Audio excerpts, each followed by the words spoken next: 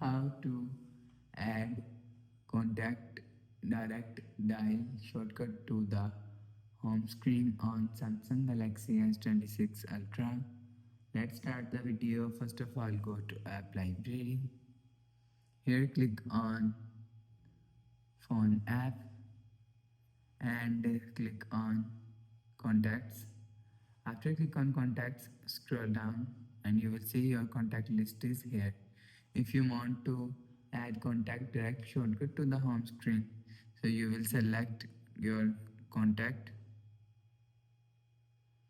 After select contact, click on Contact and click on this eye icon.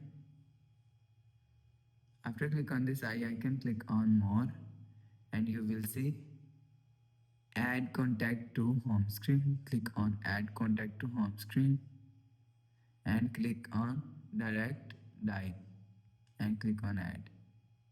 You will see contact is add on home screen. After the process, go back to home screen.